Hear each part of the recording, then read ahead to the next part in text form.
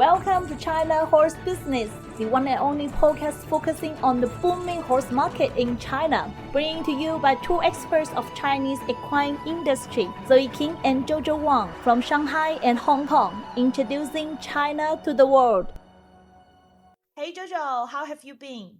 I'm doing good. Today is a special day.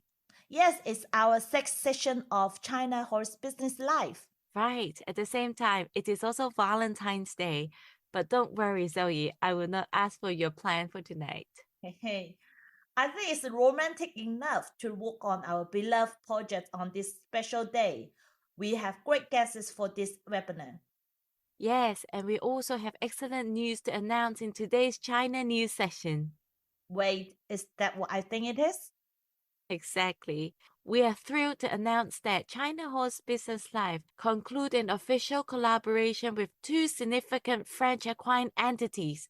Zoe, I will let you to better pronounce the name in French. They are Paul Hippolia and Conseil de Chevaux de Normandie. Hippolia is named the Hippolia cluster in English. Many of our friends and listeners from the equine industry have already heard about them because they are very active both in domestic and international exchanges and events. Hippolia is the only government-certified competitive cluster in the horse industry in France. The cluster has its headquarters in Normandy in France, and it is composed of a network of more than 200 members throughout France. Entrepreneurs, startups, SME major groups, and also research teams, training providers, and institutions. Their goal is to position the French horse industry at the forefront of innovation with its beating heart in Normandy. Normandy is known as the land of horses, where many equine businesses have been developed and exported to the world. The French government and Normandy local government show great support for the equine industry and business. Conseil de Chevaux de Normandie, the Normandy Horse Council in English, is an interface between equestrian professionals and institutions.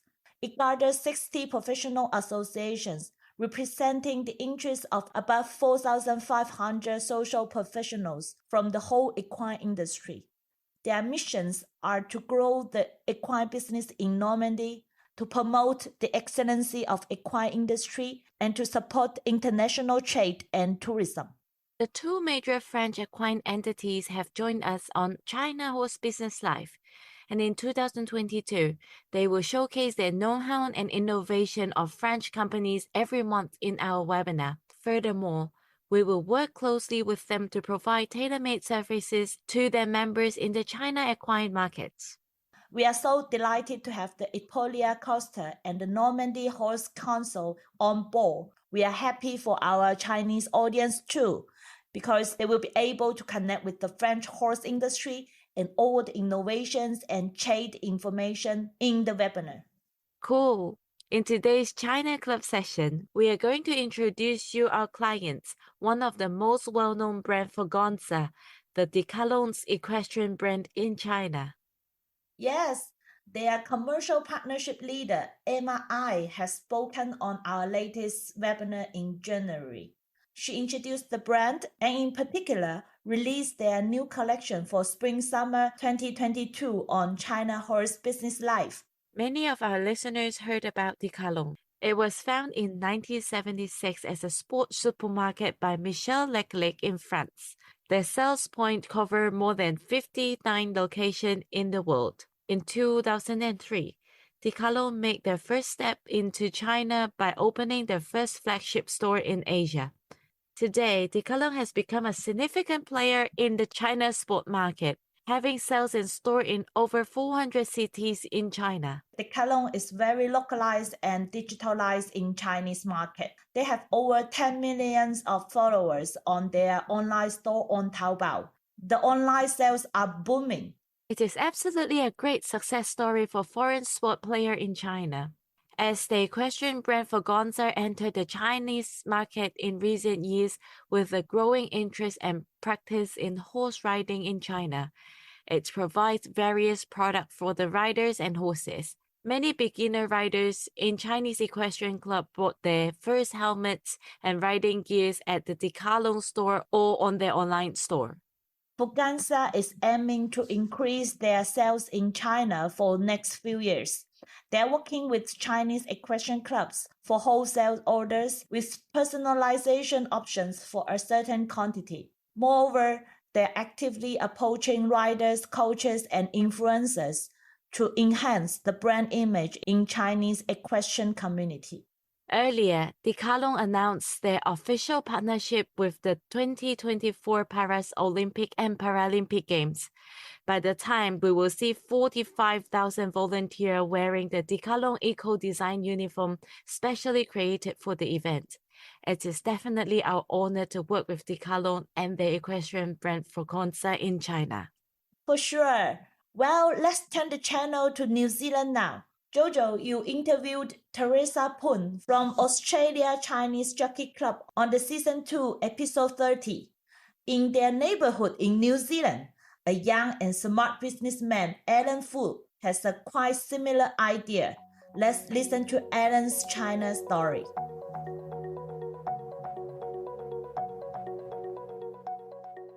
Hello, Alan. I'm very delighted to have you on our podcast. How are you doing? Hey, pleasure. Yes, happy to join you and learn about your initiative and help with the bridging the markets between China and the international equestrian and racing community. Thank you very much. And I think you are doing the same thing from Auckland, from New Zealand. You are very active in the racing world in New Zealand, and you created a group of people who join you and to share the fun, the passion of racing. Before we go further, I wonder how all this gets started in the first place.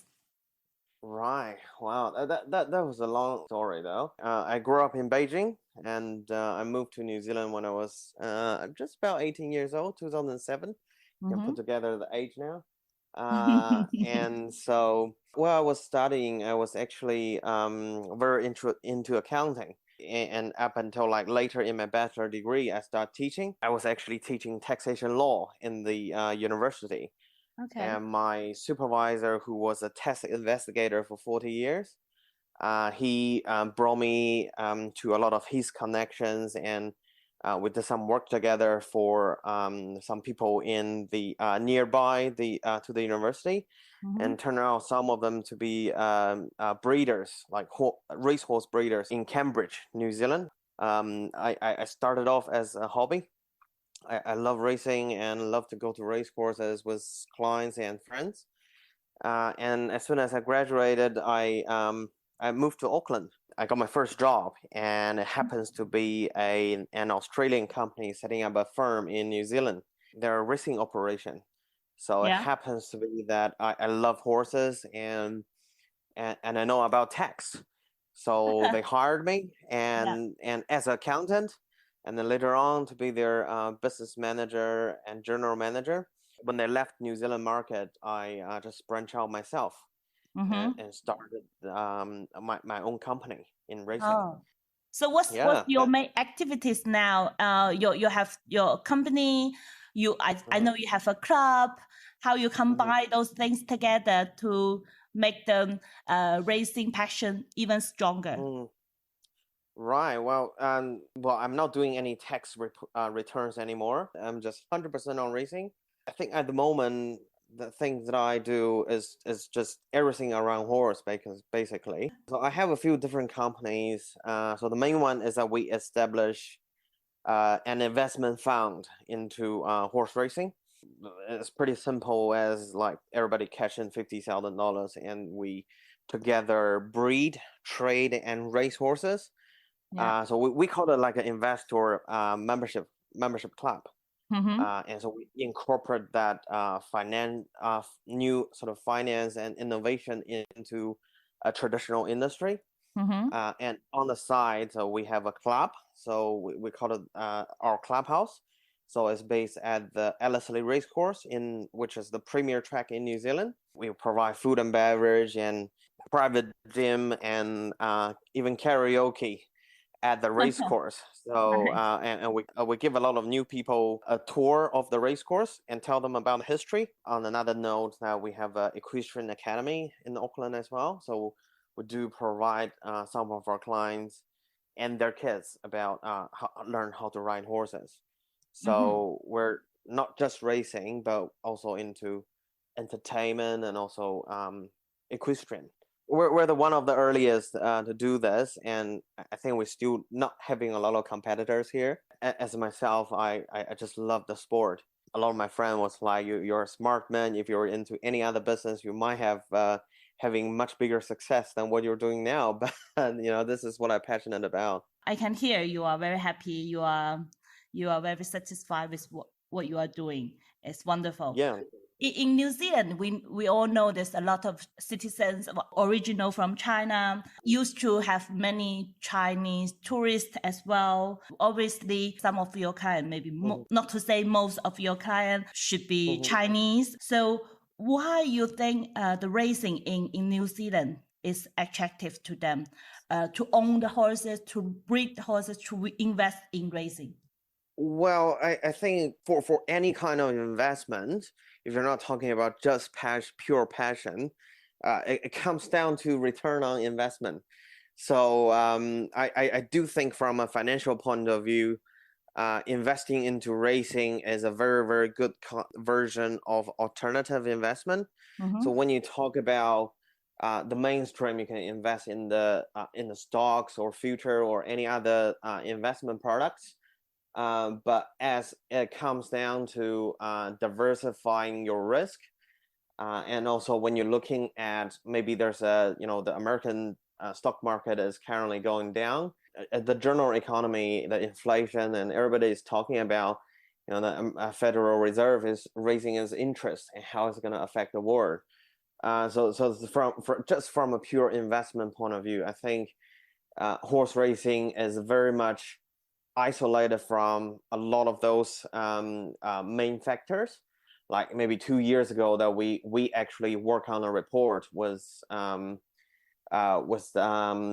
Morgan and the Peking University, and we conducted some research and found normally in the economic meltdown, the equine industry is actually booming. So this is the message for a lot of investors that if you're looking for investment, horse racing could surprise you in a downturn in the economy or even a financial crisis. But for me, is that it is more than just money. So you're looking at the networking, the passion, and if you ever own a horse and you see the horse win the race right in front of you, you will never forget it. There's just nothing like that. And Alan, you are based in Auckland. I know that before the COVID, you kind of travel very frequently to China. You have very good knowledge of Chinese equine industry, especially in racing.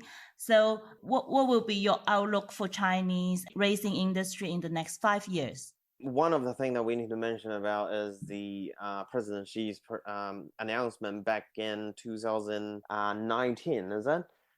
So about racing in Hainan and all the news about like sport lottery in the province. So I think that's a big hit. And at the time, actually when he announced, I think that was like 17th of April. I landed in Haikou 10 days later. So a lot of local people, they were quite surprised. They're like, your New Zealanders are really fast. They're like, the president just announced and you're here already.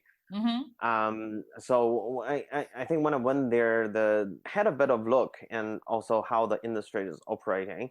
And I've been to most of the race courses around the country. I think on the facility side, I quite like what Wuhan has. And I think the best turf track, it gotta be in Chengdu. I think that's the best turf that I experienced in China.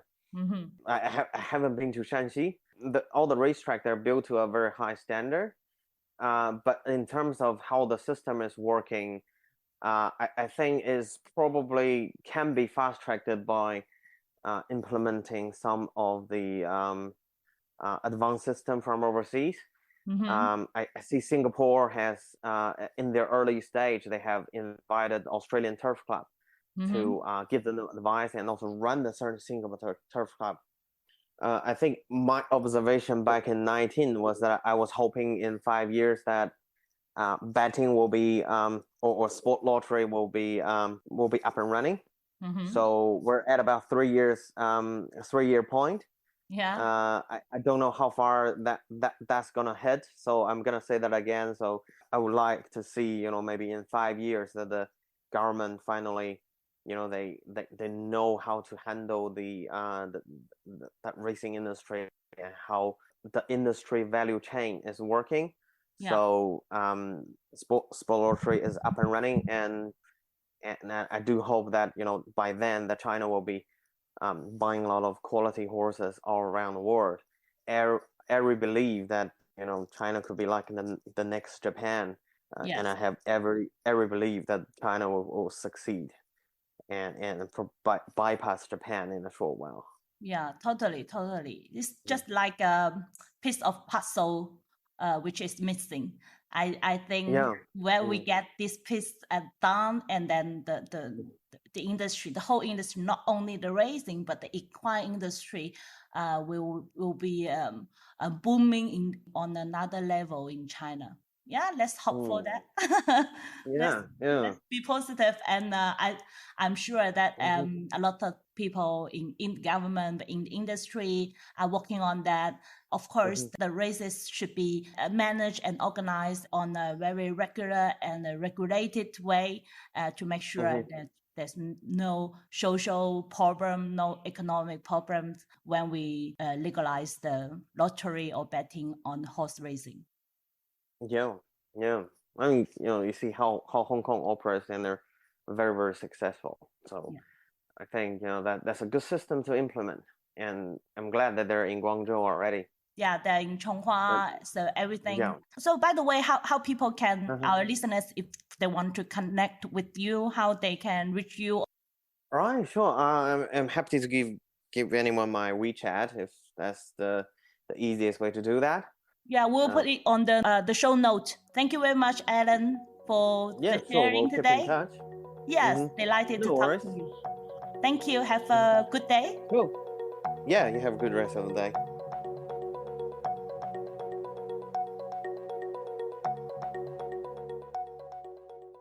Zoe, I have to say that Alan sounds very passionate about racing and he's very good at it. Yes, I agree. Wish all the best for his ambitious projects in New Zealand. Well, that's all we have for this morning. See you on the China Horse Business Live today at 8 a.m. CET. And happy Valentine's Day!